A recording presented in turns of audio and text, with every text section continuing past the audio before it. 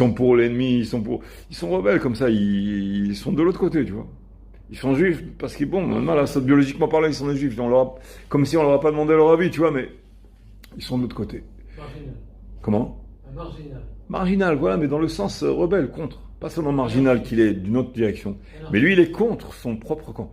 Alors, lui, il était dans ce cas-là, et il est rentré donc dans le Saint des Saints. Ils lui ont dit, le premier objet que tu ramasses, il sera pour toi.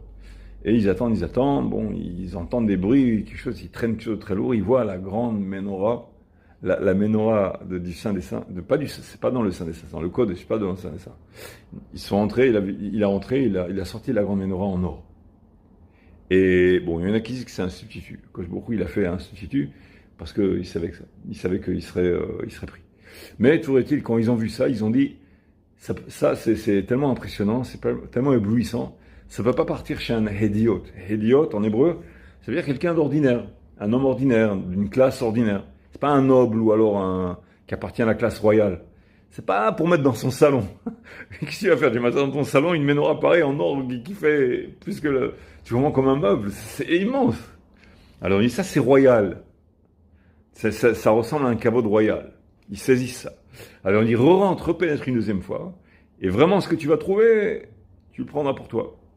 Bon, d'où ils savent que ce qu'il va trouver, ça va être moins royal. C'est autre chose, c'est des roublards aussi. Mais enfin, toujours est-il que lui, il a dit, bon, Adkan, je suis rentré, bon, prenez, vous voulez le prendre, prenez.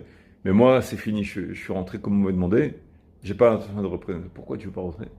Et il dit, il me suffit d'avoir mis en colère mon Dieu une fois, je vais pas le mettre en colère une deuxième fois. Alors on dit, bon, écoute, ils ont commencé à le tenter. C'est une histoire un peu longue, ils ont commencé à le tenter, ils ont dit, 3 ans de taxes, de maîtresse de douane. Toutes les douanes qui vont rentrer pendant 3 ans, c'est toi qui vas les ramasser. C'est comme ça, tu vas devenir impérateur, tu vas devenir truc, machin, tout ce que tu veux.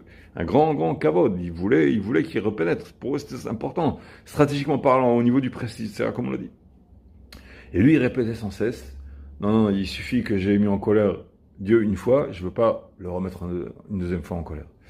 Alors, ils ont dit, bon, bah, si c'est comme ça, si on parlait sentiments, ça marche pas, on peut te menacer aussi.